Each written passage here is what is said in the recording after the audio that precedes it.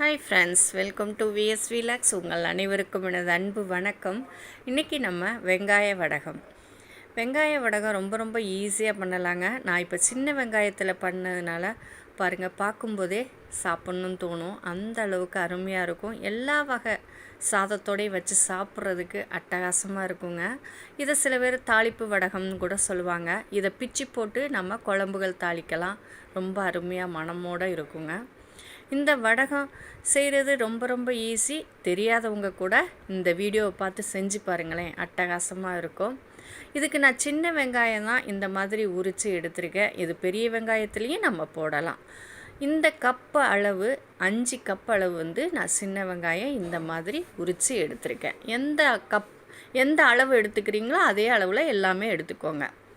நான் இந்த கப்புக்கு 5 கப்பு சின்ன வெங்காயம் உரித்து எடுத்திருக்கேன். அரை கப்பு உளுந்து எடுத்துருக்கேன். இந்த உளுந்தை ஒரு 2 மணி நேரம் ஊற வைக்கணுங்க.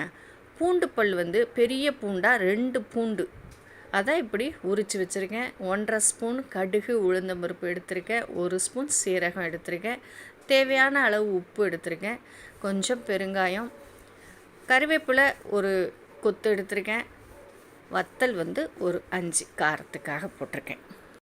இது தாங்க இதுக்கு தேவையான பொருள். உளுந்து நல்லா 2 மணி நேரம் ஊற வச்சுருக்கோம் நம்ம. இந்த பாருங்கள், நல்லா ஊறிடுச்சு. இருக்கட்டும். நம்ம இப்போ வெங்காயத்தை கட் பண்ணணும். கட் பண்ணுறதுக்கு பதிலாக நம்ம மிக்சியில் பல்ஸ் மோடில் போட்டு எடுத்தோம் அப்படின்னா நம்ம கட் பண்ண மாதிரியே வந்துடுங்க. ஈஸியாக வேலை முடிஞ்சு போகும். அதனால் இப்போ பல்ஸ் மோடில் எப்படி நம்ம போடுறதுன்னு சொல்கிறேன் பாருங்கள்.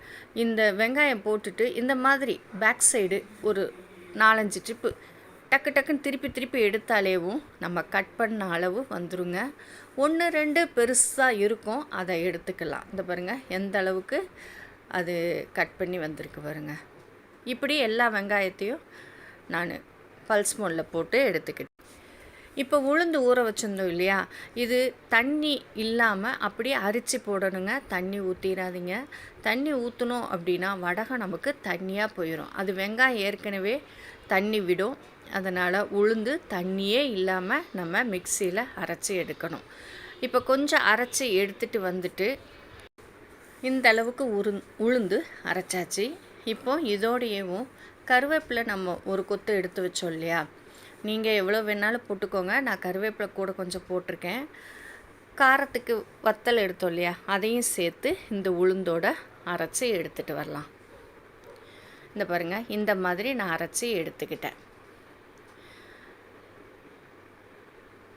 1-2 கருவேப்பிலை இருக்கட்டும், பரவாயில்லை, அதுவும் நல்லா தான் இருக்கும். இப்போது நான் பூண்டையும் மிக்சிலேயும் பல்ஸ் ஸ்பூனில் போட்டு அதையும் எடுத்து வச்சுக்கிட்டேங்க. முழு பூண்டாக போட்டால் நல்லா இருக்காது. இந்த மாதிரி பல்ஸ் மோடில் போட்டு எடுத்துக்கோங்க.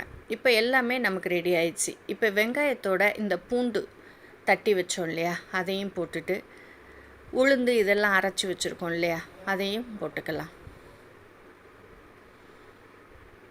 இதோடையும் ஒரு 1/2 ஸ்பூனு தாங்க தூள் உப்பு போட்டிருக்கேன். நீங்கள் உப்போட அளவை பார்த்துக்கோங்க. ஒரு 1/2 ஸ்பூன், கொஞ்சம் கம்மியாக தான் போடணும் எப்போவும் வடகத்துக்கு. 1.5 ஸ்பூன் கடுகு உளுந்தம்பருப்பு போட்டிருக்கேன். 1 ஸ்பூன் சீரகம். இது எல்லாத்தையும் நல்லா சேர்ந்து கலந்து விட்டுக்கலாம். கலந்து விட்டுட்டு நம்ம கொஞ்சம் டேஸ்ட் பார்க்கலாங்க, அதில் உப்பு பத்தாமல் இருக்கான்னு.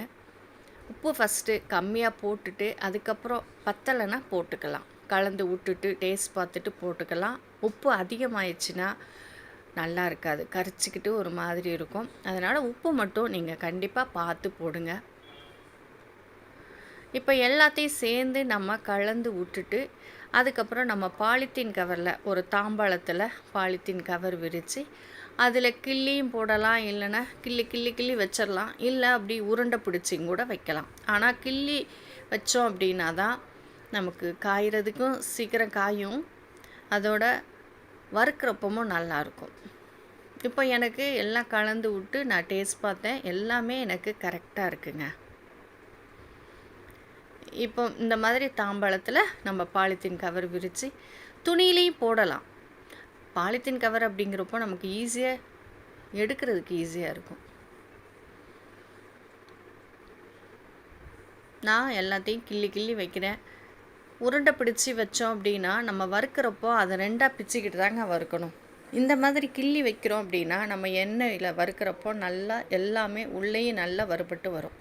இது ஒரு 5 நாளாவது வெயிலில் வைக்கணுங்க. சுல்லுன்னு வெயில் அடித்தா 3 நாளில் காஞ்சிரும், இல்லைன்னா 4-5 நாள் ஆகுங்க. நல்லா காஞ்சதுக்கப்புறம் பாருங்கள் எப்படி இருக்குன்னு.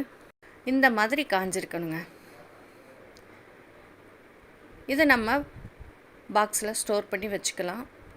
அடிக்கடி இது வெயிலில் கொஞ்சம் காய வச்சுக்கணும். ஏன்னா பருப்பு, வெங்காயம் இதெல்லாம் இருக்கிறதுனால பூச்சி பிடிக்கும். நீங்கள் ஒரு ரொம்ப நாளைக்கு வச்சுருக்காம 1 மாதத்துக்கு ஒரு தடவை வெயிலில் அப்படி காய வச்சு எடுத்து வச்சுக்கோங்க. இப்போ எண்ணெய் சூடாயிருச்சு. மீடியத்தில் வச்சா சூடு பண்ணணுங்க, ரொம்ப சூடாக இருக்கக்கூடாது. இப்போ லோ ஃப்ளேமில் வச்சு தான் இதை வறுக்கணும். வறுக்கிறது ரொம்ப ரொம்ப முக்கியம். நீங்கள் ஹையில் வச்சிட்டிங்க அப்படின்னா மேலே எல்லாம் தீஞ்சு போயிடும், உள்ளே வெந்திருக்காது. அதனால் லோ ஃப்ளேமில் வச்சு அப்படி வறுத்தோன்னு வச்சுக்கோங்களேன், மனம் பக்கத்து வீட்டுக்கு கூட போகும். அந்த அளவுக்கு சூப்பர் ஸ்மெல்லாக இருக்குங்க. சாப்பிட்றதுக்கும் அட்டகாசமாக இருக்கும். நீங்கள் இந்த வீடியோ பிடிச்சிருந்தா உங்கள் ஃப்ரெண்ட்ஸ் சர்க்கிளுக்கெலாம் ஷேர் பண்ணி விடுங்க. உங்களுக்கு இது பிடிச்சிருந்தா கூட செஞ்சு பார்த்து சாப்பிட்டுட்டு எப்படி இருக்குன்னு எனக்கு சொல்லுங்கள். பாருங்கள், அருமையான வெங்காயம் வடகம் ரெடி ஆயிடுச்சுங்க. இவ்வளோ நேரம் இந்த வீடியோ பார்த்தவங்க எல்லாருக்கும் ரொம்ப ரொம்ப தேங்க்ஸுங்க. நெக்ஸ்ட் வீடியோவில் நம்ம பார்க்கலாம்.